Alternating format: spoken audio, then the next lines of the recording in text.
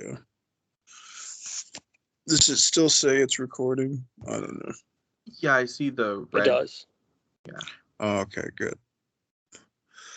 So, what you been up to today, dude? Brett? Washing blankets. Oh, nice. That's great. Sounds like a nice activity. Nice, peaceful activity. Yeah, where the dogs have co-opted a couch, and so they've taken over. Wow, that's awesome. So yeah, yeah. Yeah, dogs are cool. Yeah, I was in.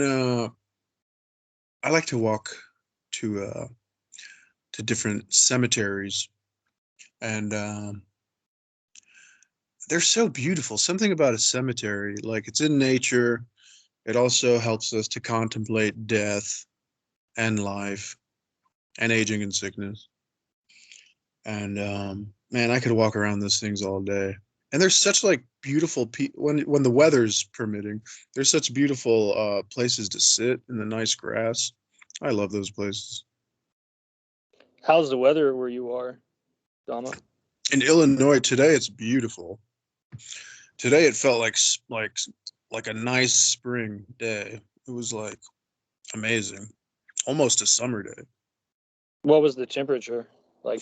I think it only got to 50, but yeah, it felt like I went for a walk. I just was wearing my jacket. I had like a headband for my ears, but then I was just sweating.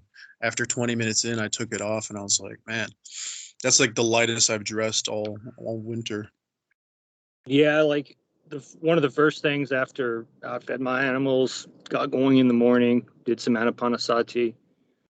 Nice. After that, my mom and I went on a walk, and I've been a little in a gentle way. I've been more firm about her getting out of her room. She tends to isolate sometimes, and she enjoys herself in there. And That's cool. we got 2 days, which is amazing here in the southern United States. You froze a little bit for me, but I think you're back now. Yeah. Can you hear us okay? Did my wife? Yeah, I can hear you guys. Oh, okay. I think it was going in and out a little bit. But yeah, that's cool. Self-isolation is nice. Yeah. If it ain't broke, don't fix it. Yeah. But if you're having fun isolating, hey. I think though it is nice, like to get out though. Like it can be conducive if we have the opportunity to, the practice. That's what I was pointing out. Sorry. Yeah, fresh air, seeing nature, can't beat it. Yeah, I even like going for long walks and exercising because it's like it makes relaxing even greater when you're tired. Yeah. So if you're lifting weights or doing any type of exercise, especially in nature, and then you come back, it makes you sleep better at night, and then you're just so, I don't know. I feel like it's just part of my practice too, even though we never talk about like exercise and stuff. And I'm not sitting here like, oh, I'm some like no fitness dude. I'm not. Just some like healthy exercise here and there is good. Yeah, I've started actually doing like push-ups and like some back exercises and squats, so like kind of more the calisthenics and like mixing that in there, and it's kind of nice. So to just work the body out a bit, it helps with resting. Awesome. Yeah. The motivation and inspiration to do those activities comes and goes, and we can observe that. Yeah. And there's a momentum to those activities, and then there's other times where those activities, they might not come, and it's with age especially.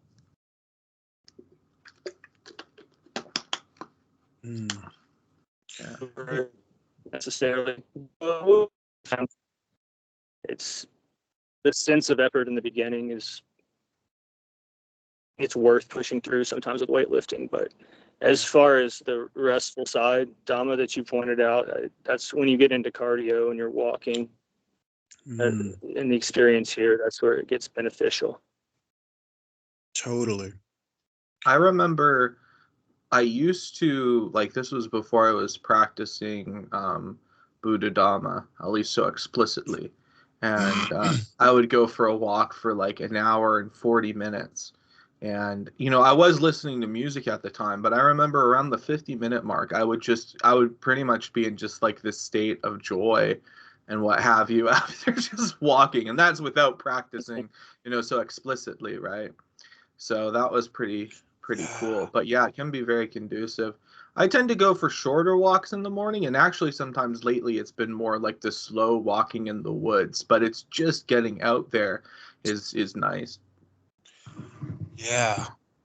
I like the sound that my shoes make on like gravel or like concrete. It's like after about 15 minutes of walking, I'll get into this state of just like kind of like the zone, and I'm just like, I feel like this ASMR tingling quality. Yeah. Like, you know what I mean? Yeah. It's like when we're in a wholesome state, like all the different sensations, they become very like almost like heightened, and there's this fidelity to them, right? And so it's just like, ooh, just hearing the crunching of the leaves or the gravel, you know, it becomes like this really exquisite experience, right? And again, it's the most simple things, right? But it's because we're not clinging, we're not averse to anything. We can just really appreciate, just the simple, just the easy. Yeah. Just being alive. Yeah. I was feeling great today. I was making some Dhamma videos on my YouTube channel, and I made one, but I took it down because at the time I'll get into these like these patterns with myself, and I was getting into like God and expressing my like love for God, and which is fine and everything. And then I was talking about vegetarianism because I was practicing vegetarianism for a little bit. But nothing crazy. I was saying you don't need to, and nobody needs to practice vegetarian if you don't want to. It's not necessary in the Dhamma whatsoever. But anyways, I could see myself as I was rewatching the video to see if I needed to add any hashtags or edit it or something. I was rewatching it, and I'm like, it was almost like a good practice because I can see where my thought patterns were going, and I'm like, oh, you're in this state where you're still in this chasing mindset. I could see it. I'm not always in that state, but in the video, I could see that I was very much in this like, oh, you know, if I just practice a little harder, the reward's going to be in the future with God and this and that. And I'm like, and then it kind of just like dawned on me. I'm like, oh yeah. I'm like, the problem isn't the belief. The problem is it's yet another thing to chase. It's yet another thing that's taking us away from the moment here and now. Yeah, it's the wanting of, if I just work a little harder, I'll get a little bit more at some future illusion time. But I caught myself after watching the video. I'm like, that's so funny how subtle that was. Because besides that, it was a nice Dhamma video. But when I saw that, I'm like, I'm so glad I rewatched this, because I caught myself and I was like, yeah, dude, you're still in this mindset of happiness is around the corner somewhere. Instead of gladdening the mind here and now, following the breath, waking up to this moment here. And I could be happy here. I don't have to wait for a future spiritual place that involves God and magic and all this stuff. It's like, if there is a God, it would be like the Dhamma. It would be the present, gladdening the mind in the present moment. It doesn't have, like Jesus said, the kingdom of heaven is within you.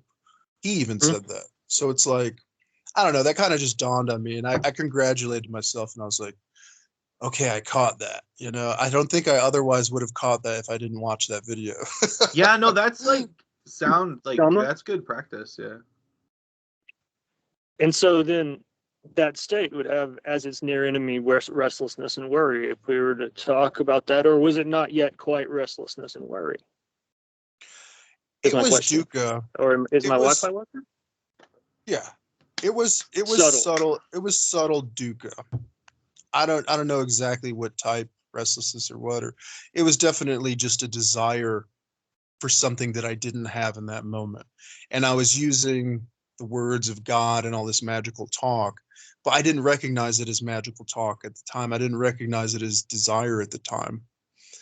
But I'm like, I don't know, it just all kind of hit me when I watched it. I'm like, oh yeah, you were still running after something, but you didn't notice it. But it was clear upon reflection, particularly with the video camera. So I was like, huh, that's an interesting practice. I think more people should maybe just babble in front of a camera and then watch it once in a while and see what you say and be like, oh, that's a subtle thing I haven't caught myself believing or thinking that's not conducive to the Dhamma or is causing me dukkha or dissatisfaction. Yeah. But anyways. Yeah, no, it's interesting because I practice a very similar So I thing. shouldn't stop doing that then.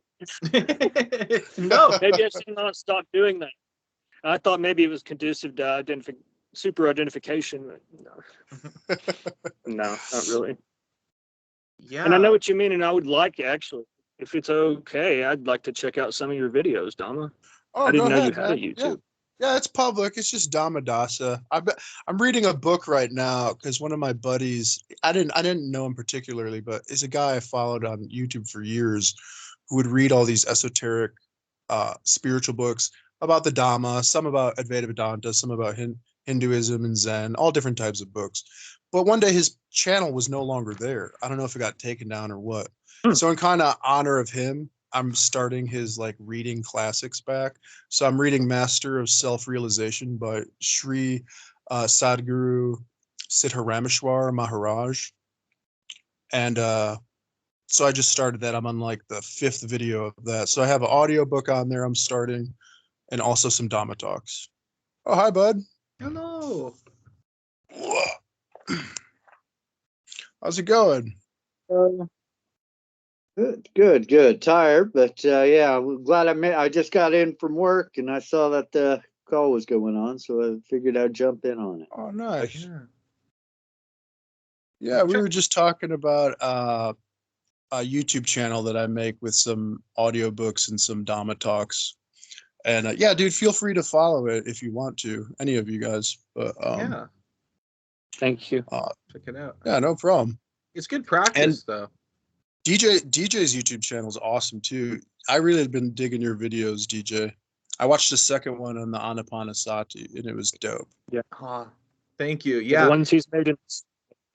It's interesting, though. You talk about going back and kind of, there's a bunch of videos I made on that channel where I privated them because I'm like, well, I don't really know how I feel about these ones now in terms of that. So it's like, it's interesting, though, because it's that practice of actually recording a Dhamma talk and then going back over it. It's good practice regardless, because then you can kind of like look at, go back and look at it and see how things line up, and all that. And you can really somewhat, like you said, or saying Dhammadas, like see that subtle dissatisfaction, and it does help with the practice of being able to talk about and share it. So that's like one of my intentions for doing a YouTube channel like that. But then also too, I'm kind of doing it a little bit of a different style with the VTubing. So that's like where you have the puppet avatar. That. Yeah, and that's really popular. Yeah, that's quite popular. So I'm like, that's kind of like a different sort of maybe point of being able to share the Dhamma, right? So people who are kind of interested in that, kind of doing it in a fun way. But yeah, no, I'll check out your channel too, Dhammadas. I think I've seen some of your like YouTube shorts or what have you. You do TikTok too, right? Oh yeah. Yeah, I have a TikTok too, but one of my TikToks got taken down for some reason, which is weird because I was never on it. I don't know if it technically got taken down. I still got to do some research on it, but yeah, I have some with some painting and stuff, but my main focus now is YouTube, just because it's become more like a Dhamma practice than anything, because reading that book of Advaita Vedanta, it helps me not only stay open-minded to like different types of systems leading to truth, but also it helps share. I think even though it's not Theravada, I think it's a form of Dhamma that's good to help get out there and help people, because it's nothing but wholesomeness, whether people like the style or not. But And also the straight up Dhamma talks are good too, because it's also almost like therapeutic in a way too, just to put a camera in front of your face, talk about the Dhamma, kind of like we're doing here. And sometimes you need to discover what you've learned so far in the Dhamma, or what your strengths or weaknesses are, and what you could use help in. And it's hard to discover unless you're actually looking, remember to look. So. Yeah, and that's what friends can help with. Totally. True friends. Totally. Yeah, there's something I wanted to express too, with regard to DJ's videos. It was a pleasant surprise in the experience here, because it literally took me 2 years to barely get to the point where I could explain myself on Discord, as far as even know what I was doing. And then to see his videos, and I'd never even heard of that media format combination, and it was calming. And on a day when a subtle hindrance was trying for me for the practice, there was subtle doubt, and really just any opportunity to check in with the breath, to return to the essentials of the practice, because the mind likes to fictionalize complexities and make up things. And often our superstition arises within an encapsulation which we don't recognize instantly, just like Dhamma was pointing out. It does not always occur in an extreme fanciful form that we've heard about. It will occur in the form of a book that we'll be likely to see as in the guise of wholesome, if our mindfulness is not functioning in the here and now, if it's leaning forward. Absolutely. If it's not about gladdening the mind right here, right now, right where we sit, then it's of no use. And regarding Advaita Vedanta, something that I did for many years at the same time as the practice of Sila, concentration, Panya in the Theravada framework, a lot of times the chitta would be vibrating with the efforts of practice, or with over efforting. Or if I would get Dhamma top heavy, I would read I'm That, or I'd read Sri Ramana Maharshi, and it would calm the mind. And they're wonderful. The way the substitution of opposites, the way that wisdom is portrayed in those disciplines it's paradoxical, but for the experience here, it was very calming at times. Yeah, the only differences that I say between Nisargadatta, Ramana Maharshi, and Theravada and Dhammarato's kind of method style that he teaches us, that is my favorite. The only difference is that I find, anyway, in my opinion, in Advaita Vedanta, especially from Ramana Maharshi and Nisargadatta, they say there's no self, just like the Buddhists do. But then, as far as their true nature goes, they also say there's an absolute self, or the Atman. And when I read Buddhadasa's book, Heartwood of the Bodhi Tree, where he talks about anatta, and he talks a lot about voidness, it reminds me of how the Advaita Vedantins would think of the Atman. Only Buddhadasa Bhikkhu might call it voidness, or anatta. He might use those two words to describe it. But it's just like tomato to me. Like, sure, we can find differences in the styles, absolutely. But what good does that do us? Like, let's find the common ground, which there's plenty of. There's plenty of it in real Christianity, if you really listen to Jesus's message. There's plenty of it plenty of it in Hinduism, Judaism, Islam, even atheism, or scientific-minded people. There's all kinds of common ground. And it's basically like compassion Don't fuck with other people. They won't fuck with you. Try the best you can to be a good person. And that automatically is like the Eightfold Path, kind of automatically gladdening the mind here and now and bearing all the fruits from that practice, whatever it may be, you know. Ultimately, the fruit is the enjoyment of our Yes. virtue. Yeah. We're excited for the next opportunity to do good deeds. Totally. We enjoy it. Absolutely. Yeah, you become the Regardless of king. Go ahead. Regardless of the immensity of the mess. Yes. And life can be sometimes messy. But then you enjoy to be messy, and then it becomes perfect, you know. If you make a mountain out of a molehill, it quickly seems to become a mountain. But if you could look at everything as just a little tiny molehill, like you'll be chilling, and then the baby dukkha's that I like to call them, like Dhammarato says, the baby plants of the little dukkha's when they first arrive. If you don't pluck them out right away, they grow to be big oak trees, it seems like. So we get in the habit of remembering to look throughout our day in a balanced way. Is there any baby dukkha's here? We pluck them out. And then after you do that, you come back to the breath. You come back to the moment, noticing the breath, noticing if it's long or short or whatever.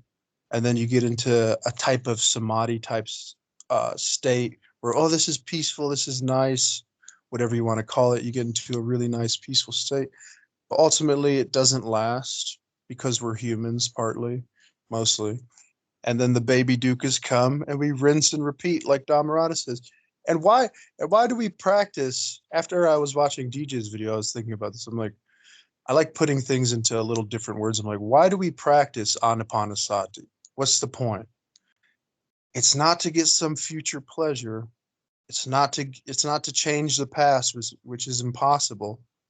We practice observing the breath because it's reality here and now, and it's wholesome.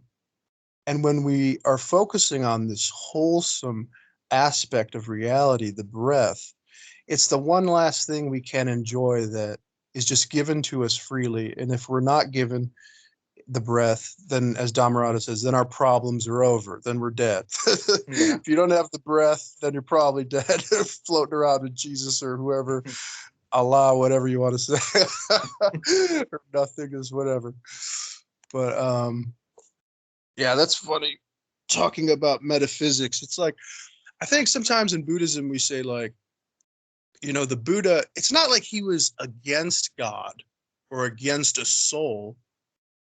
He just knew it was yet another delusion that takes you away from being joyous here and now. It's not that he's against these things or didn't believe. He didn't know, he didn't care. He was only interested in dukkha, dukkha nirodha, getting rid of suffering here and now. That's it. And you could call it by any name. If we're getting rid of suffering here and now, it could be the way, the Holy Spirit, the Atman, the universe, nature, whatever. And yeah, call it whatever you like.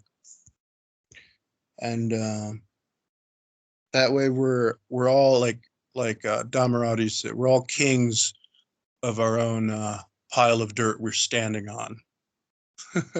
You know, nothing to worry. If we're satisfied, there's no enlightenment.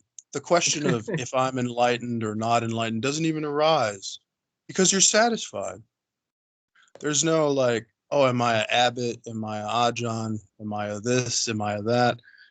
Am I going to go to heaven? Am I going to go to hell? These questions don't even arise because you're satisfied. There's no question of, is DJ better than me? Am I better than DJ? Am I better than Brett? Is the Buddha better than me? These questions don't even arise. It's just pure satisfaction. Just satisfaction. I do like when, talking about other folks and comparisons is also to come back to the point that, hey, we are all beyond compare, right? We're beyond comparison. Comparison is futile. It leads to dissatisfaction. It also leads to and this isn't like seeking a future thing super hardcore, but it does lead to a complacency, right? Because then we say, oh, we're better than this person, and then we don't actually spend the time, or we don't take that moment to wake up and return back home to the breath, because that's really the skills that we're developing, is to come back and recognize the end of dissatisfaction here and now, just to do that again and again. But if we're comparing ourselves to others, that's not going to be conducive to that. So it's helpful to come back to, no, we're all beyond compare. It's futile. It's futile to compare. Yeah. Yeah, and the anatta helps with that too, because it's like, who are we comparing ourselves with? Like, yeah, you know, it's just a fiction. It's a we have fiction in our mind. Yeah, we have that idea that forms up of that, you know, self there, and it's like, no, even that is anatta. Even whatever arises, that's not self. Yep. Yeah. Yeah. Anicca, dukkha, anatta. Yeah. But yeah, I like what you're saying, Dhamma. I think it's very helpful or very beneficial, because, you know, people will kind of get into that argument of anatta versus atman, right? But and one way we can look at it is that the thing here with the Buddha Dhamma is that it's a very, very precise, thorough way of kind of recognizing that, because I mean, Dhammarato even says we're a moving target, right? So there's that aspect where it's like, whatever that self is, we can't pinpoint it down. But like, one of the things that the Buddha aligns is, he says, no, none of the 5 clinging aggregates are self. We're not going to find self, a permanent separate self, in those 5 clinging aggregates. Well, I think that even with the Vedanta, right, it would be a similar thing. It's neti, neti, neti, not this, not that. Right. Whatever arises, is not it. So. Yeah, neti, neti, neti. Yeah, I mean, at the end of the day, or right now rather, it's just about being satisfied with the way things are. No, that is true, because we can go off on that whole thing, Cha-cha-cha. trying to find, like, you know, that permanent separate self, or we can try to get rid of that, right? But at the end of the day, the real question is not that. It's like, are we satisfied? So I think the teaching of anatta is helpful in service to that. But if we kind of get too wrapped up in that and we start seeking a mystical experience of anatta, that's when there becomes where we become dissatisfied, right? Because we want to get something. So that's a helpful thing, I find, to see. Yeah, and ironically, all the mystical, magical, spiritual bag of goodies that people are after, in a weird way, ironically, can be found when you stop searching for all that crazy shit. Yeah, that's fun. It's funny. It's like you know? Yeah. It's like the practicality, the realism of it, the simplicity of it, of coming back to the breath in the present moment, knowing that everything's okay right where we sit, right where we are. If that's not magic, I don't know what is, but that's the real magic. That's the real miracle. Yeah. Is the sati, is the anapanasati, is the eightfold path, is the gladdening the mind. Yeah, that's the real magic, that's free from superstition, free from, you could say, the supernatural aspects, like, you know, just gladdening the mind, you know, directing the mind towards, like, even if we're visualizing as a way to gladden the mind, right? But these are all things that we can do.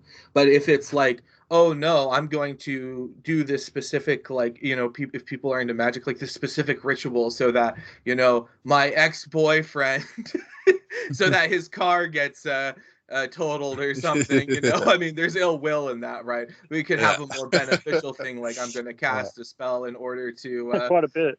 To I don't know, make it so this one orphanage has a lot of money, something like a little bit more in that direction. But there's still that thing of, like, wanting to do something where it's probably not going to really resolve in that thing, right? But if we're like, oh, okay, you know what, we're going to direct the mind towards the wholesome, then it's like, cool. I have a superstition, I have to confess, that comes up here in the practice sometimes. I think it's a good time to do so. The superstition that comes up here It's an insidious one. It's a superstition that I can't do this. And when that Can't do comes what? up, that's serious.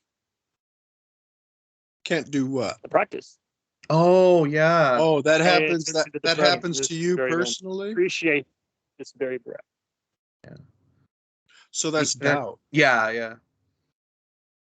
Stop. Yeah, doubt is a superstition, and it's a horrible fetter. But the good news is it's easily overcome because Yes.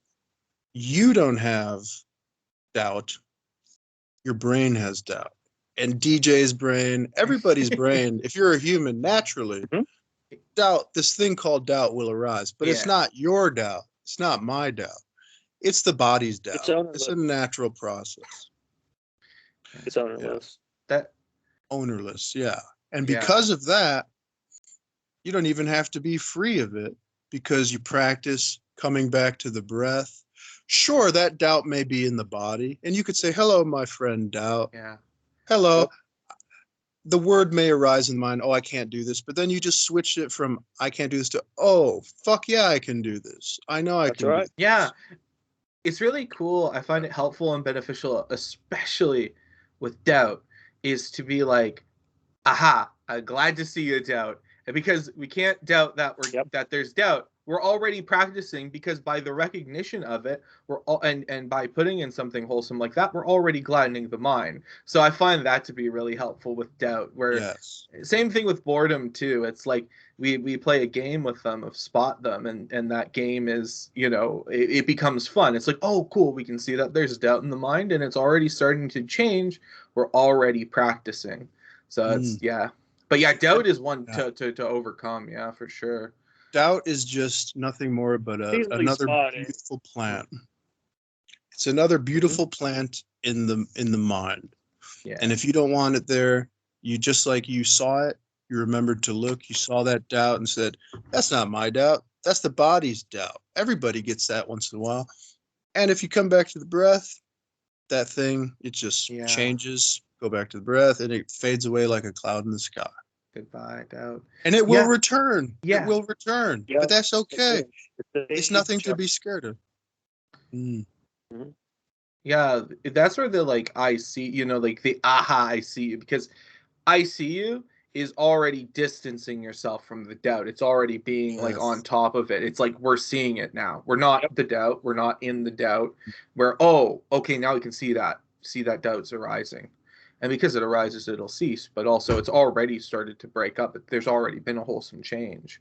And so not many people can even make it to that step where you've been able to recognize that you have that. And you just told us, hey, I have something to say. Sometimes I feel like I can't do this. So basically what you're saying is sometimes you practice well because you're recognizing. Right. And congratulating yourself. Hey, I recognize that doubt. It arises as defilement. It arises. It's seen. Even if it makes another go, it's seen as an each other. That's another way to practice. Was telling DJ an anecdote about an occurrence this week, and went ahead and went about my duties in spite of the coming and going of this sense of needles and pins in the body, which eventually revealed itself to be doubt, but not right away. And without telling excessive story about it, without burdening others, I went ahead and carried out duties of the day. And at the end of the day, it was a victory. Enlightened mind arose.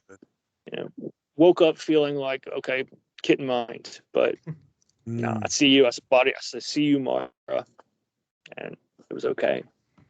There you go. That's the whole practice. Hot dog. Yeah, no.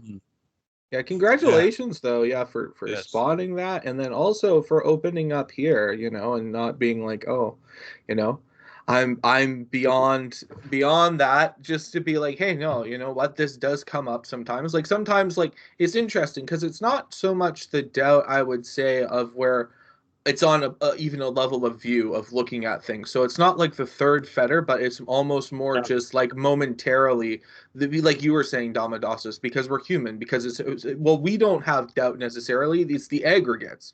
So it's part of the Sankara right. basis. But we're more skilled at being able to see it as time goes on. But sometimes, if we haven't been practicing or what have you, it'll come up. Or even if we have, it'll just, whatever due to causes and conditions, it will arise. But the cool thing with Anapanasati and this practice is we get skilled at being able to see it. So that doubt that might have had us spin for hours or days becomes a very momentary thing, and it's really good. Yeah, that's good. And an ardency arose in the practice in the days following, and it's the temptation arose even to take credit for that. And it became clear that, well,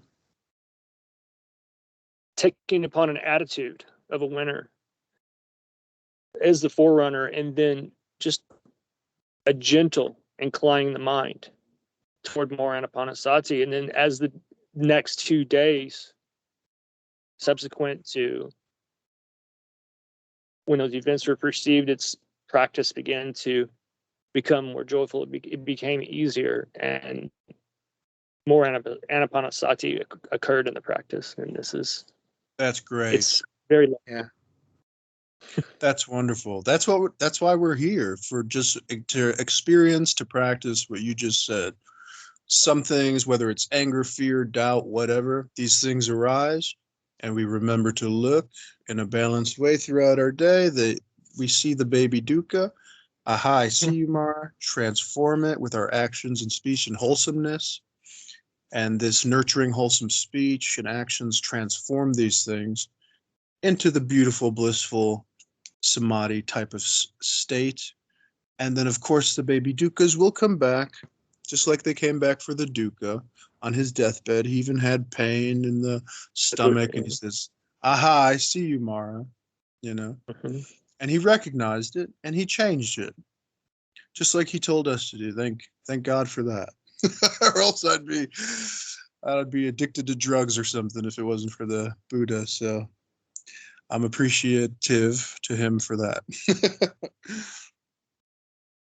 I'd be dead. Yeah, I'd probably be dead too, man. Yeah.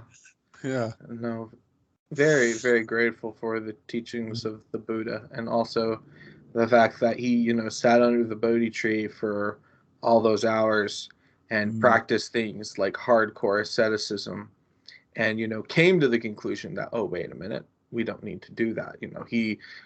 He rediscovered or discovered the Four Noble Truths in the Noble Eightfold Path, right? So it's really, it's wonderful to be, in a time when they are accessible. Yeah. That's the first gem of the triple gem. Yeah. The second gem is what's happening here. The Dhamma friends, noble friends. Yes. Yeah. Yeah, totally. Or the second gem is the Dhamma we discussed. The third gem is this friendship. These friendships, this assembly we have. I'm sorry. Oh no, it's great. Yeah, it's something that is missing, because even in the Buddhist community, it's hard to find people practicing what Dhammarato has so generously taught us, the noble Dhamma. It's hard to find people like Dhammarato or others in this Sangha. They're not out there. They're not even sometimes in the Buddhist communities. But we've gathered together here, thank goodness.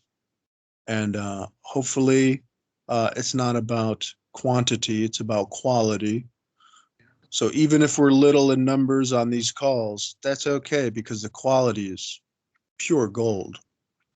Yeah, absolutely.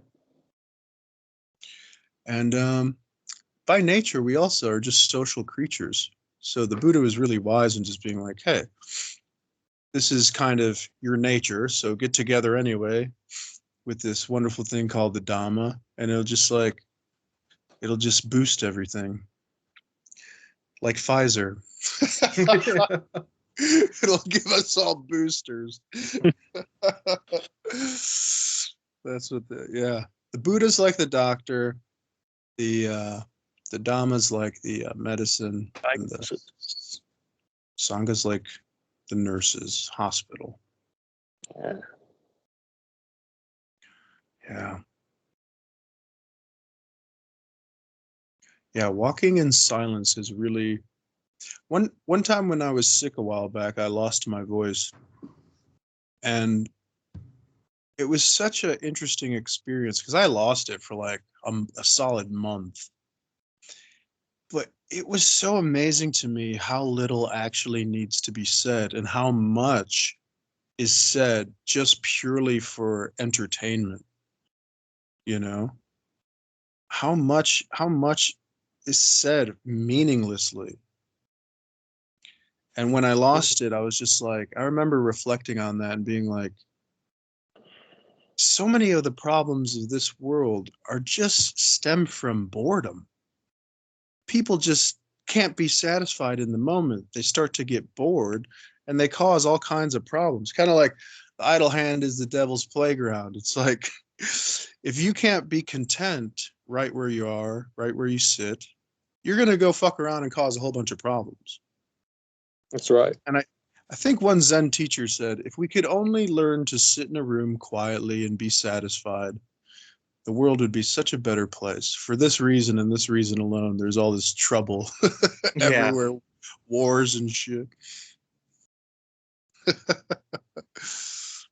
But yeah, I had a friend message me who is a very beautiful spiritual teacher. And she was telling me how she was not feeling really good about the state of the world. I feel like she was having a little bit maybe of dukkha. And I was just like, what state of the world? Sure, I know that there's wars going on. Sure, I know that things aren't ideal. As if I could wave a magic wand, I would like the world to be a way better place. But that's not reality. So, is there wars going on that I wish weren't going on? Sure, of course. I have a heart.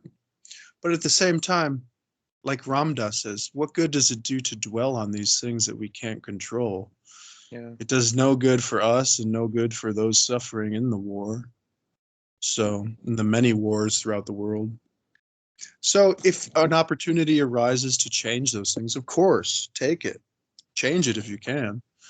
But if not, there's no need to beat our heads into the ground, lamenting, crying. I wish we could change the world.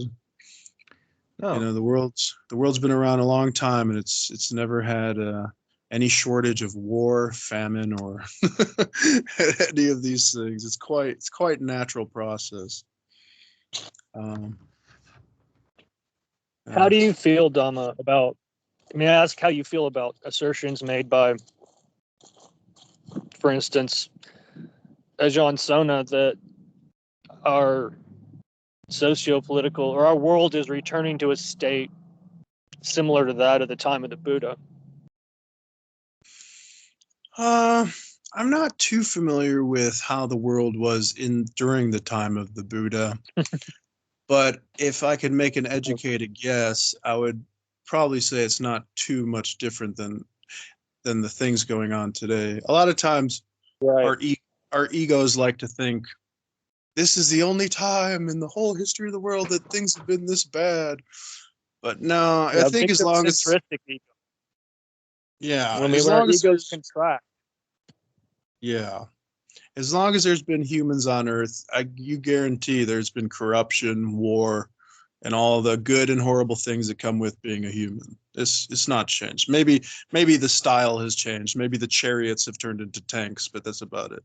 The planes have turned into drones. The soldiers have turned into AI computers. But essentially, it's basically the same shit, different day. And that's a nurturing realization.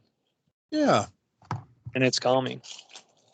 Absolutely. Because when we take life so personally, when we take life like it's just this almost like a movie, like a film, and we're the stars of the show, we suffer accordingly to all the slings and arrows that those stars of those shows suffer. Yeah. Think, oh, there's a war and I have to save the whole world. And it's like, good luck. You're going to be fighting a a downhill, uphill battle, whatever the saying is. It's like you're going to be up against a wall Oh yeah. if you try to, yeah. Because what they're Machito. based, when we try to save the world, what we're basically saying is that reality isn't anicca, dukkha, anatta, and that's It's a a battle you perfect- can't win. We're asserting dissatisfaction when we do that. Yeah, we need to see reality with wisdom. We need to see it with what it really is, which is anicca, dukkha, anatta. Nothing worth is holding on to that's going to cause dissatisfaction. It doesn't mean that you have to enjoy the wars or want the war. No, of course we're human. We don't want the wars. If we could do something, we would change it. But ultimately, we don't have that power. We don't have that control. Yeah. Reality is reality. Things are the way they are. And the sooner we can accept this and gladden our minds right here, right now, thereby we can become a light that helps to bring goodness, more sukha, less dukkha to the world. And that is a change that you can make, people have made, and we're actually doing it right in this moment. And that brightens the world, and that brightens the experience, let's say, of others. Absolutely. It's brightened my day already just talking with you guys. Yeah. So, Well, this comes back to something that was very poignant that Dhammarato told me. This is on a group call, and about caring for as opposed to caring about. Because if we care about the world and we have this conception of the world, which is this place with all this, horrible stuff going on, and we need to fix it, then we're going to be dissatisfied and we're going to latch onto it and we're going to worry. And we actually, from that point, are not going to be able to, care for the world in this moment, right? Because we're distracted. So what's beautiful with this practice is we come back and we care for and we can abide, relaxed, joyful, and satisfied. But then too, when the opportunity does arise where we are amongst other people, we can gladden them up, or we can talk about things in a skillful way so that we're not, rather than being super selfish about it too, like, oh my gosh, there's this war going on or what have you, and poor, me. It's rather, no, we can pull that back and be like, hey, we can talk about this in a responsible way, but also we understand that ultimately anicca, dukkha, anatta, and we can come back to this breath because this is the secure refuge. Because we could be living, we are in some way, when we recognize it, especially where we are, when we're in safety and security, and we're not, like, thank goodness right now I don't have bombs dropping around me, so I can appreciate that. But we can actually come back and notice that, we can appreciate it, and then from that point too, we can talk about these things with a level head if we do feel inclined towards, like, talking about them. But most of the time we can actually avoid it. Yeah. We don't have to be swept away, because if we are swept away by it, we're not going to be able to actually care for what's going on in this moment. With the people that we're around, to actually have that peace, to have that joy, to have that satisfaction, to recognize it. That's what I was going to say, because we could be living in a literal, like, paradise heaven kind of thing where everything on that level is quote unquote perfect. If our mind is not sorted out, we could be dissatisfied. I mean, this is why rich people are incredibly dissatisfied a lot of the time. They can have all the cars, money, and wealth, but it doesn't matter if you still have greed, if you still have ill will, the hindrances, delusion, you're going to be dissatisfied. So this is, I mean, again, I wouldn't trade the Buddha Dhamma and the knowledge here for anything in the world. Yeah. There comes a point when we see these things that our practice literally leaps off the page. It gains another dimension. It gains relief. It gains relief as in like a relief map where it's not just two-dimensional. And when we come into that type of reality, it's not invisible. Our practice, the benefit shows up. Yeah, the fruits are real. The fruits are it reminds me of it reminds me of what Frank Zappa said about music. He's like, music is the only religion that delivers the goods. But I have a I have a follow-up. I think the Dhamma is the only practice that delivers the goods. Yeah. With this degree of thoroughness, like that's why I appreciate the Dhamma so much. It is so thorough, and by that I mean it is so complete, like no stone left unturned. Yeah. Yeah, in terms of the other day. Yeah, in terms of like understanding, okay, dissatisfaction and the end of dissatisfaction, because we talk about that on the very subtle level, perhaps sometimes, and that's where that using the word dissatisfaction is helpful, or even like the more you could say where might use a word like suffering to describe it, like we become sick, the body becomes, in that sort of there's that pain or what have you, but we know how to manage it, we know how to see it, we know how to penetrate through it, and it relieves so much stress, so much pain, so much worry, so much dissatisfaction as we just continue to practice. And again, even right here, right now, it's like a day practicing like this, one experiences probably more satisfaction and joy than some people do in their entire lives. Like that's it, and the fact that no, this isn't just us talking about this and talking about this with like zero basis. It's like no, coming back to the reflection that no, this is actually real. Like this is real, and that kind of comes to that point where it's like it's mind blowing, but not to become bewildered by it. That's why coming back to the simple wow of it is so helpful when we don't have words to describe it. And that's the inspiration piece. And our practice will benefit from this continually.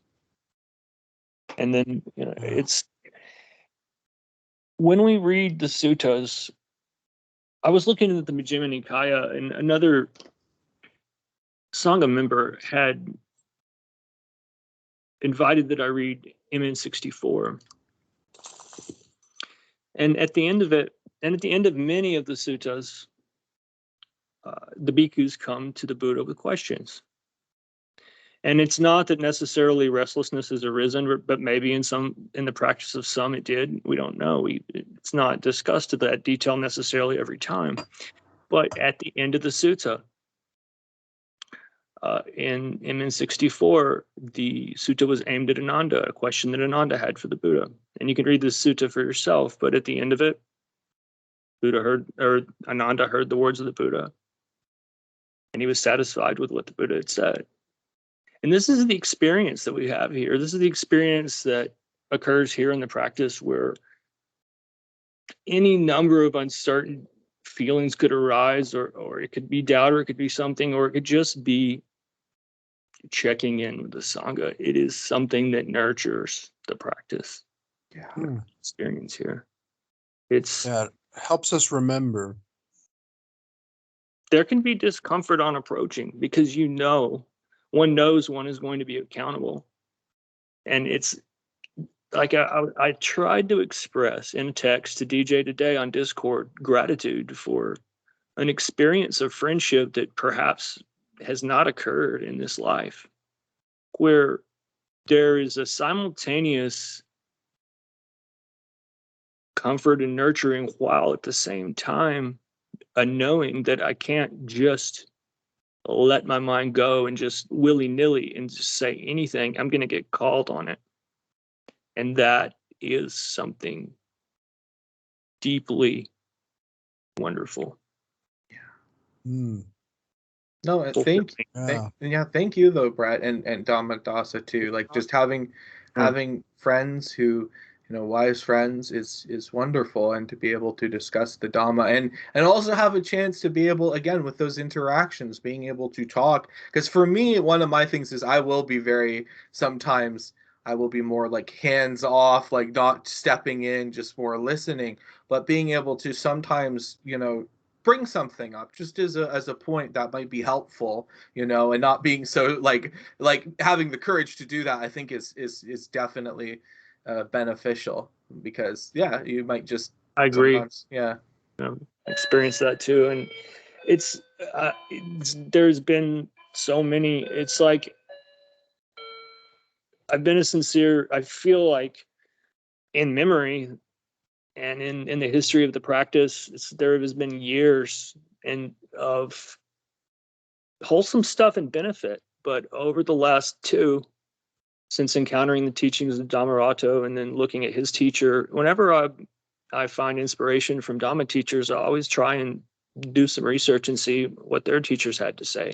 And if they published anything, if they have Dhamma talks I can find. And of course, Dhammarato is always enthusiastic about the teachings of Bhikkhu Buddhadasa. So I would have encountered those no matter what upon seeing Dhammarato's videos. But yeah, so it's just been this experience of real Sangha, and this is the first time. I mean, I've had teachers before. I've watched Dhamma talks, I've read books, I've practiced, and my practice has been as sincere as I could make it.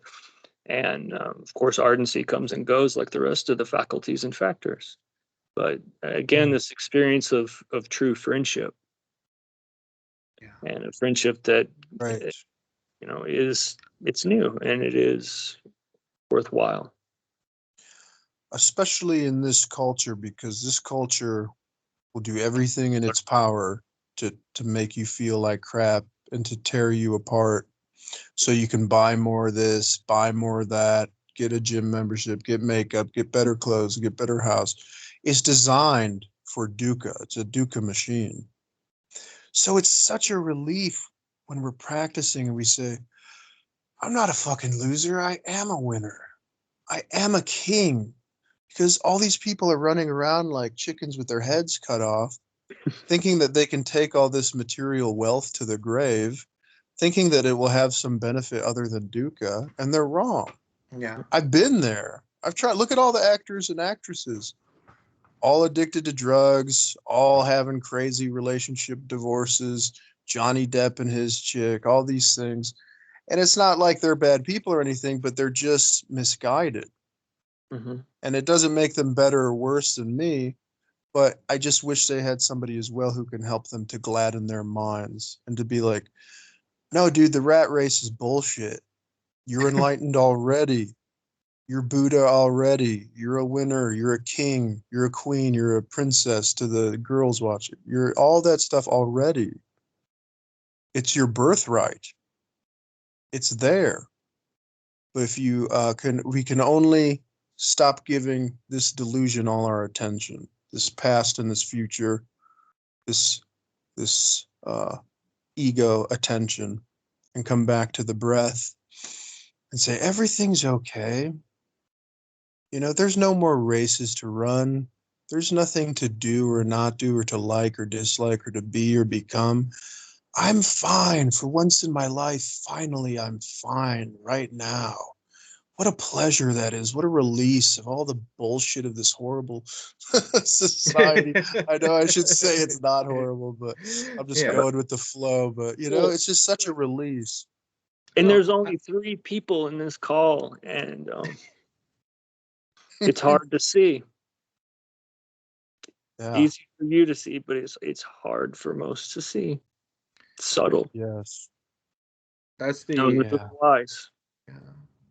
That's where it's really helpful to, interact with the Sangha and to have that support, because it can be, this is, and it's not to not continue to keep looking, because it's wise to keep looking and discerning, right?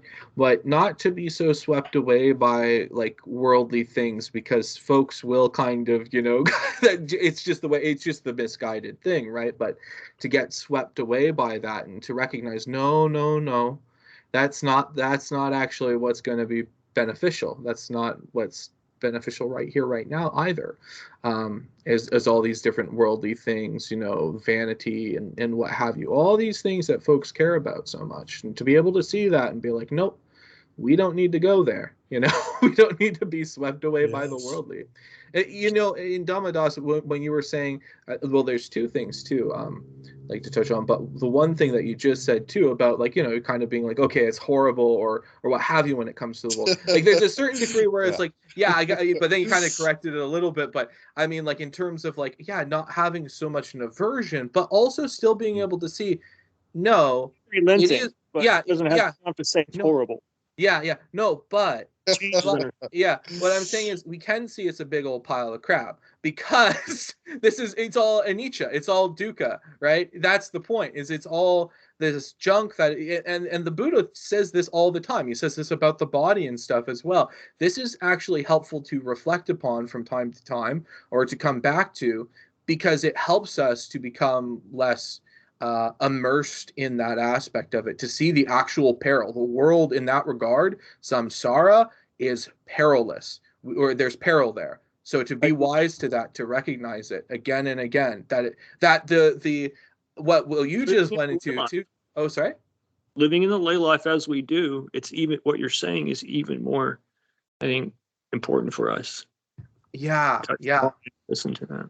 Yeah, precisely so. That's why this Sangha, like coming in, is very helpful because the world in that regard, samsara, the cyclic existence, is perilous, and so But what you were talking about Dhammadasa when you were kind of doing almost that guided thing, which is really nice because when we practice that and we all come together and we take that moment to be like, if we haven't been, to actually come back and to breathe and to direct the mind towards those wholesome thoughts. But to recognize that sense and the joy that comes from a wholesome state of mind, the satisfaction that comes from a wholesome state of mind, completely blows away anything that's worldly. It just triumphs over it. It tramples it in terms of if one directly sees and knows it, that's just the way that it is. However, it's from that because then people will worry, be like, oh no, what if I don't do anything or what have you, or what if I become selfish and blah, blah, blah, blah, blah. No, actually, if we if we come to the world from that place, Jesus says, right, be in the world, but not of it. But if we come to that place from that satisfaction, we can be of more service. We can come from a place of joy and wanting to share the joy and all of that stuff from a place of not wanting really anything, right? We'll have more energy for that. Yeah, we'll have more energy for wholesome behavior activities. Yeah. Oh, yes. The other thing I wanted to touch on, too, that you were talking about, Dhammadasa, that was really poignant when you kind of were bringing up celebrities and stuff. And you said, well, they're not bad people. They're just misguided. And that's the beautiful thing about the Dhamma is we see the reality in that really the reason that people do unskillful things is because they're ignorant, is because they're delusional. If they weren't ignorant or delusional and then that leading to greed and hatred, they wouldn't be doing those things. And again, because if one tastes and understands that freedom from dissatisfaction, that freedom from the unwholesome, and abides in a wholesome state of mind, right, and knows that and knows the fruits of that, they recognize that. Because again, if you're going and acting very unskillfully, it's going to be more difficult to do that. So one abstains from doing those kinds of activities because, well, of course, it's kind of a wise form of selfishness in a sense, but it's not true selfishness in that regard. But it's actually, if you're going to be truly, what is actually beneficial for me, for moi, is actually beneficial for everyone, and vice versa, right? They're not in conflict anymore because we become friends with ourselves, but also friends with the greater whole, right? With we could say the world, but perhaps in a much more interconnected way and less in a cyclic existence way. But we even see, we see that, and we're not so averse to it, but we see the peril in getting caught up in any one of these things, so we can proceed with wisdom as opposed to ignorance. Okay. Totally, man. We can love the unlovable, as Dipama said. Yeah. Oh yeah. There are no unlovables. Everybody's lovable. That's what she meant. Even Trump. Yep. It's caught in the aggregate. Deepa Ma's amazing. Even Biden, even Trump. Caught in the aggregates. I remember the pain of being caught in the aggregates. Ram Dass one time had a practice where, I don't know who the politicians were at his time, but the Trumps of his time were like Reagan or something. Nixon. But Nixon. He actually would add their pictures to his little shrines, and he would pray to them. And he said, I hated these guys, but I made it my practice to show such compassion and praise to them so that maybe I could just get balanced out with them. And I was like, wow, that's a cool practice. Yeah. It has some amazing material. Yeah. No, that's the cool thing is we don't have to hate anyone. This is a very helpful insight because it's like we recognize that it comes from ignorance. Now, does this mean that we have to regard everything that they say as wise? No, we can see that these actions, this speech, this is unwise and it leads to the harm of themselves and others, right? But it's not that we're just like, okay, we take that, we get a little impersonal with it and we discern what is wholesome versus unwholesome. And when we see somebody, kind of going in a lot of unwholesome directions, doesn't mean we love them in the sense that we have to agree with everything. No, actually part of that love, part of that friendship, part of that metta is being able to recognize that it's unskillful. But at the same time, we recognize, well, there's a being there that's suffering due to, various different things. So we have compassion, we have understanding, but we don't have to we don't have to be like, oh yeah, you know what, I have to listen to every single thing that this dictator said or what have you. It's like, no, they're an utter fool, right? Calling that utter fool aspect, at least in those regards, is coming from a place of compassion, right? So it's coming from a place of understanding, but it's not from a place so much of conceit. Again, it's just being like, well, no, that is foolish. It leads to harm. And yeah. Sometimes, though, when I do talk to people and I use the word fool, they're like, that's too soft. And that's like, well, actually, I think it's quite poignant in the way that I'm talking about it. But, I do too. yeah. Agree. But But it's interesting because there's so much where it's like, if you don't hate this thing, right? If you don't have hatred in your heart, then you're not a good person because you should hate the bad thing. It's like, no, you don't need to hate that. You can see that it's unwholesome and it's not helpful. And that's it. And then you don't have bad, like then Jesus you're not said, don't resist evil with evil. Yeah. Just because somebody does evil to you, it doesn't give us the right to then do evil to them. Yeah. But we show them compassion, love, nurturing. And it's so funny. It's also fractal. Yeah. Fractal. It's like we show others compassion, love, forgiveness, and we show it to ourselves. The neurons in our brains change. The energy in the room changes. The people's attitudes change.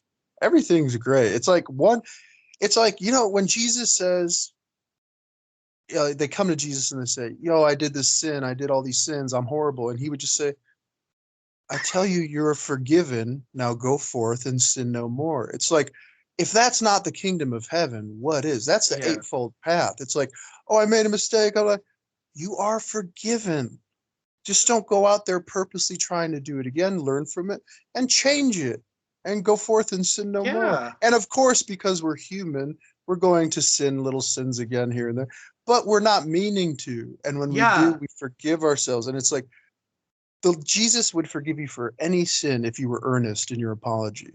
And that's kind of the message, is that you're already in heaven, So act accordingly. And if you mess up, never mind, start again. And you're never out of heaven. That's part of heaven, is never mind, start again. Never mind, start again. It's interesting bringing that up too, because the Buddha does say like the exact same thing in terms of hatred will never cease by hatred. Hatred ceases by friendship or love, right? And that's from like the Dhammapada. So yeah, it's cool to see the parallels and how like things, the teachings of Jesus and the teachings of Buddha, can be quite in line. And that's sort of the nice thing too, because so similar. For us in North America too, we do have a bit, for the most part, a Christian background, right? So being able to, I think, incorporate that into our practice is actually quite helpful. And it also helps to get over, if somebody is a little bit more of the mindset of they have perhaps a bit of a baggage with those things or what have you, it kind of is helpful to overcome the aversion to that, like to overcome aversion to Christianity. We can see the pitfalls of particular sects, or not so much, how people can go with it, perhaps with like the mega churches or like certain prosperity gospels. And we can see that, oh yeah, this kind of can be unwholesome. But generally speaking, the teachings of Jesus can be Mm. quite wholesome. And so being able to come back to that and not be so divisive and be like, oh, well, you know what? I'm a Buddhist. I can't go and I can't talk about any of Yeah. this. I have to be a devout Buddhist. And it's like, no. Do you know, a quick story. I don't know if any of this is true, but it sounds awesome. Yeah. I heard a story that the Dalai Lama said they recently found some scriptures that were ancient somewhere in their library that said how Jesus had all that missing time between when he was a kid until about the age of 33 or something. He said, like, he found something. I don't know if this is true, but take it with a grain of salt. But I believe he said they found scriptures that said the 3 wise men that visited Jesus in the manger were actually like Tibetan Buddhist monks, lamas, who would come and do that little test to see if the baby was a lama, because they studied the stars and all their magical thinking and stuff. And they got there, saw that that was the case, brought them gifts, brought them gold and myrrh and all this stuff, and then took the child with them back to Nepal or wherever, raised him as a lama. Then after he was done, he went back and taught everybody the Buddhist ways. But I don't know if that's true, but I'm like, Yeah. man, that's such a cool story, because like that's their tradition, to take the child and see if he'd bring gifts to the family. And I'm like, wow, that kind of makes sense. Yeah, no, that's interesting. To me anyway. Is it possible that the 3 wise men were llamas? And if so, I'm sorry. Imagine that.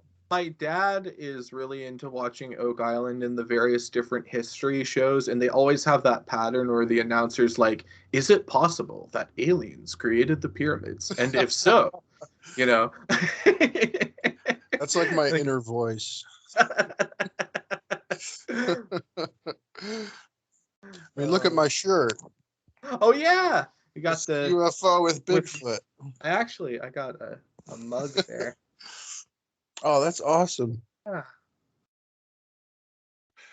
Yeah, I like a lot of the paranormal stuff, even though I don't necessarily like practice it with the Dhamma. But oh yeah, I do enjoy hearing stories about it and stuff. Yeah. Something that was interesting, I was listening to AM radio one night. That is a common effect, AM. especially if you listen to like sports commentary. Oh, nice. Because it goes on and on and on, and pretty soon Yeah. for myself that I'm finding I'm asleep. I love radio. Yeah, I tuned into what used to be the Art Bell show. It's Coast to Coast. Dude, my wife and I listen to his old episodes on Spotify all the time. And my wife was there listening to it with me. And a guy came on who had just published a book, and he was talking nonstop. And he talked for about 45 minutes, and actually stayed not asleep, stayed awake for this. And he outlined this great big map he had of reality. And it had all this historical perspective, and he had these beliefs that he described of aliens coming down, as well as angels mating with humans and angel-human hybrids. And it got very, very complex. And it went around to Egypt, it went global, it went out into outer space beyond Andromeda and all these places and dimensions and quantum mechanics. And it just managed to tie about everything, every bit of mental proliferation and papranka you could imagine. And it was great, great fun. And right before I was about to change frequencies, he began to wondered if maybe he just was never going to stop talking. But he brought it back to really almost the present. I think he brought it to the present moment, and he said, really what I'm trying to do with all these theories and with my book is I'm trying to just point out that we could easily just get along on this planet, and all the groundwork's been done for us. And my wife woke up and said, wow, he really pulled something out of this. He really awesome. pulled and he really did. And I haven't bought the book yet. Sounds awesome. It does. Because that's it. Sounds like the Garden of Eden, It's like It's like everything's here, really, and especially was here 100 years ago. You know, you could drink from any, or hundreds of years ago. Indeed, I think he wrote the commentaries to Genesis. Maybe he's in the process. I think it's Really? growing. Whoa. Yeah, it was quite creative. He had the Yeah, creativity. Genesis is amazing. Yeah, it's funny how the Bible has so much patterns with our reality, even though sometimes I view it as just like an allegory, you know, or a poetic. But life's funny like that, because I guess it's a part of nature. It's a part of the Dhamma. So it's no surprise really that a whole bunch of patterns would have so much nice meaning and value in our life. Some not so much, but What does the Dhamma reveal? It reveals the shape of nature itself. yeah, truth of nature. Hmm? True that. Yeah, everything's fractal, man. Yeah. It's crazy. Well, guys, I better get ready to go get my my kiddos. Yeah. Yes, But it's been great talking with you guys. Thanks for showing up, Brett, DJ. You guys are dope. All right. Thank you. It was a wonderful talk. You guys are awesome. And hopefully we'll see each other again soon. Yes. Hope All so. right. Peace out. Thanks so much, guys. Bye-bye. Bye-bye.